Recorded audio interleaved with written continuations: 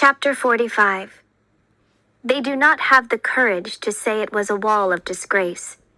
Helmut Kohl, Chancellor of West Germany, when the wall came down.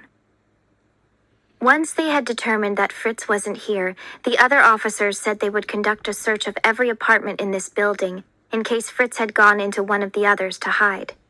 Victor was ordered to wait here with us.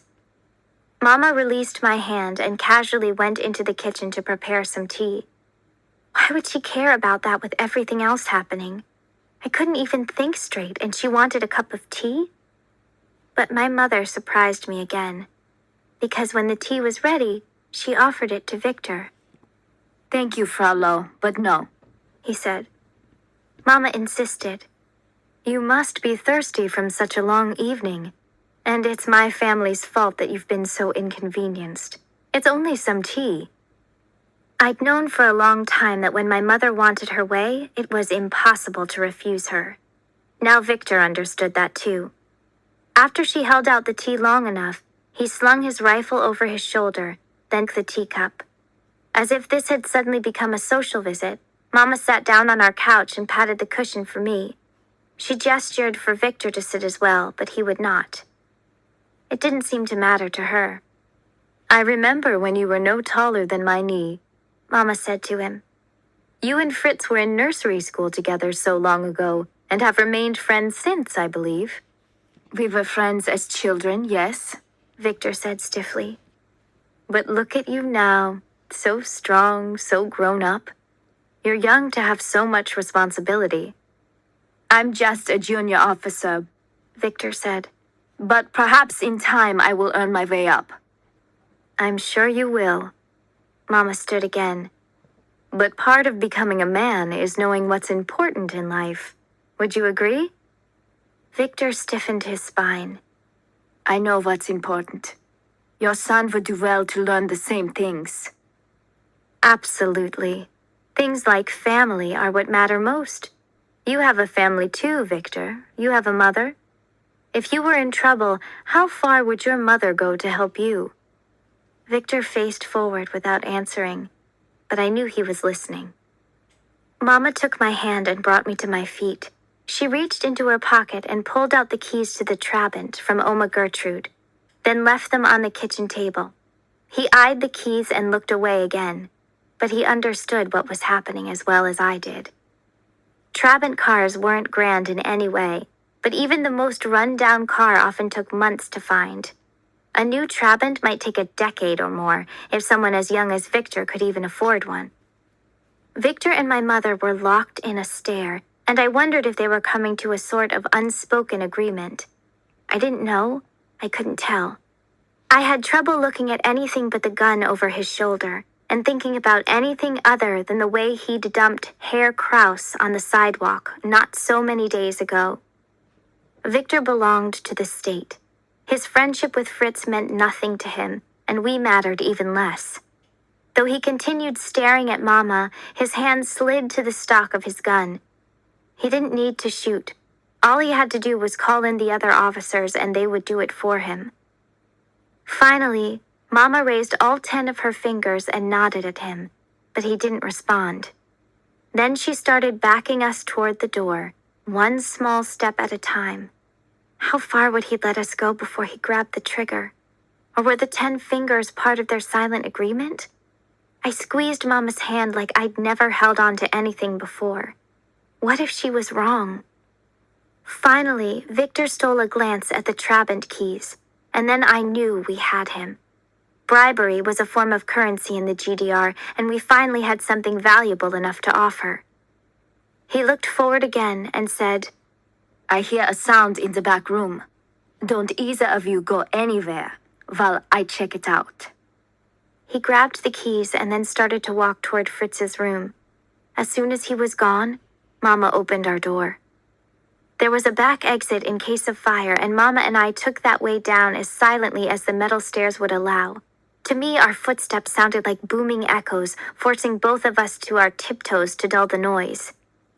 I didn't dare ask Mama about her 10 fingers, not even in a whisper.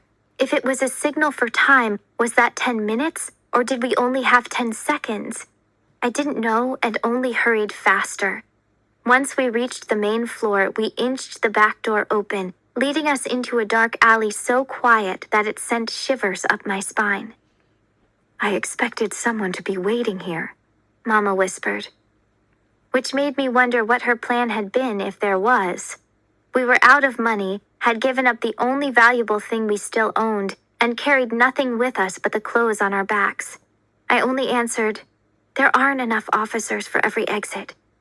"This is God's hand at work, helping us," Mama said, clutching my hand to leave. "Say a prayer of thanks as we walk." I intended to obey her, but only after we were safe, and that wasn't yet. We were barely out of the alley when whistles blew from inside our building. Our absence had been discovered. This time, I took the lead. Over the past few weeks, to avoid Frau Eberhardt and any other curious eyes, I had found every possible back route to the Welcome Building. I knew where to go now. We heard Grenzer sirens on the main road searching for us, but we didn't need the main roads to get there, at least not until our last dash into the alley. The problem was that curfew had already begun. Nobody should have been on the streets, so if the officers saw anyone at all, it would be us. We went as carefully as spies, through dark back alleys, walkways too narrow to be used as roads, and even through unlocked doors of other people's apartment buildings.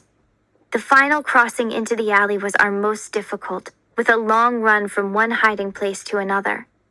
I wanted to split up, so that if I didn't make it, perhaps my mother would have a chance. But she only grabbed my hand and pushed me into the street as she hurried along at my side.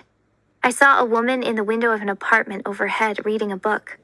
When we were in the center of the street, she looked down right at us. I froze for a fraction of a moment, wondering what she might do, but she only pulled the shade for her window and then switched off the light. I thought of the proverb, "to see no evil," and hoped it would follow with the woman also refusing to speak any evil. Before I knew it, we were inside the alley. From there, we ran until my garden came into view just ahead. How beautiful it seemed to me then, how deadly. The irrigation ditch that bordered the garden patch would get in our way, slowing us, but I hoped it wouldn't have much water this late at night. "You have to jump the ditch," I explained to Mama. "And we collected a stack of rocks to the right of it, so just follow me exactly where I go."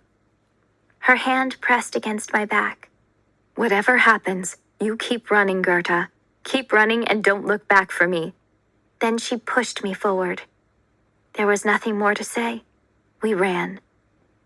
By now, I knew the land so well I could have run it with my eyes closed, and on this dark night, I might as well have done just that. The ditch was narrowest to my left, and I took that way. I jumped it easily, but Mama missed the bank and splashed in with one foot that became lodged in the mud. No matter what she had said, nothing would make me leave her behind, so I came back and grabbed her hand to help her back onto hard ground.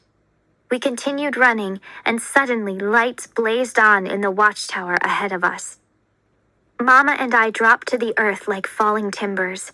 Even without being aimed our way, the lights still brightened the garden considerably, casting everything in long shadows. They swooped up and down the death strip in their usual path and then began to turn our way. I knew this routine. I'd seen it before. Along with other areas east of the wall, the lights would survey this garden patch next. We'd be spotted and our position called out to the Grenzers, still searching for us on the streets. We had less than a minute to get all the way to the building. We ran so fast that my lungs ached and my head pounded. Rocks had gathered in my shoes, but I barely felt them. We dove against the bricks while the watchtower light swept down onto our field. It stayed there for a long time, highlighting the shovel I had placed in the dirt earlier that day. The shovel was our monument to freedom, even if nobody else knew it. We weren't there to see where the light went after that, for we had already climbed inside the Welcome Building and shut the boards tight behind us. Mama leaned against the wall to catch her breath, but I whispered, "No, Mama, please, we're not there yet." She nodded at me and followed. Fritz was waiting for us down in the shelter and looked so relieved that I thought he might almost deflate right in front of us. "What took so long?" he asked.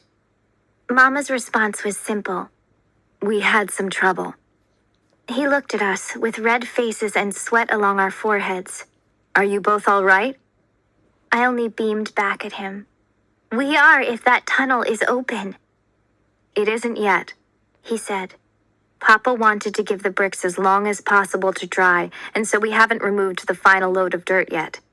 He figured once we did, even with our fortifications, it's only a matter of time before it collapses. Then let's get in and remove it, Mama said. Officer Mueller? I asked. He's already in the tunnel with his wife and baby. He said when his wife heard about the plan, she insisted they go. They got here an hour ago. We followed Fritz inside. A woman I assumed must be Frau Mueller was seated on the ground with a young baby in her arms who, at least so far, was asleep.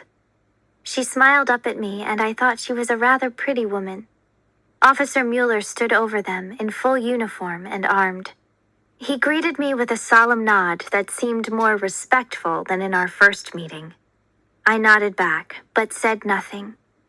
It bothered me that he had his gun, because we certainly weren't safe yet, and I remembered his promise if we were caught. Still, when he saw that we had come, he walked over to Fritz and whispered, We waited for them, as you asked. The tunnels must be connected immediately, Mama said. It won't take the Grenzers long to figure out where Goethe and I have gone. Katerina? My father's relieved voice called from the other side. You've finally come. We're here, she said, though I wouldn't have made it without Goethe's help. I expected nothing less from my daughter, Papa said. Let's open the tunnel, but dig carefully. I don't like the cracks I'm seeing on this side. I bought you some time, Officer Mueller said. My last call into the Central Command tonight was to tell them that I checked this area out and nobody was here. But it won't work for long. When they can't find you on the streets, the senior officers will bring out their dogs who will follow your trail here. If only we had some rain, Mama said. That would erase our trail and mask any noise of us clearing this barrier. Or it could make the ground so wet that we flood, Fritz reminded her. Enough talk, I said. Let's dig. Mueller and Fritz went to work at our end, and from the other side I heard Papa and Dominic chiseling away at their dirt and rock. We decided to dig low, to maintain as much dirt over our heads as possible. We would have to crouch down to pass through this space, or even crawl, but if necessary, I would have squeezed through the eye of a needle. All I wanted was to be on the other side of this wall. The rabbit-sized hole widened. I could see Papa's boots from here, the same sturdy boots he had worn the night he left, only now with a hole in one side. With another chip, I saw the cuff of his pants, and I begged them to go faster. It was torture to have my father reveal to me 1 centimeter at a time. The dirt was beginning to pile up around Fritz and Mueller, so I offered to go back to the shelter for the bucket and remove what I could. I planned to empty all the spare dirt into a large pile at the entrance to slow the Grenzers if they came. But I was only halfway there before I heard noises above us, in the basement of the Welcome Building. It wasn't voices, or at least none I could detect from here, but there were footsteps, several of them. I ran back into the tunnel. Someone's here, I hissed. We must go now. The gap had opened enough that I could fit through, and maybe Frau Mueller, but none of the rest could. And there was a jagged rock jutting out from the center that would probably keep us from getting all the way through. They had been working to gently pry it free. There was no time left to be gentle. It had to be now. I'd rather have had the tunnel collapse than be arrested or shot. Officer Mueller withdrew his gun and ran back down the tunnel. I wasn't sure what to do. Did he plan on shooting whoever had come? Or shooting us? Then he said, I'll hold off whoever's there as long as I can. He looked over to Fritz. Get my wife and baby out first. You owe me that. If Mueller intended to protect us, he needed help. With everyone else busy, I grabbed a couple of rocks from the tunnel floor. If someone got past Mueller, I could throw hard enough to slow him down until the others escaped. Mueller shouted out a warning that he was armed and for whoever was approaching to stop. Then a voice called, "Where's Gerda? Is she here?" That was Anna.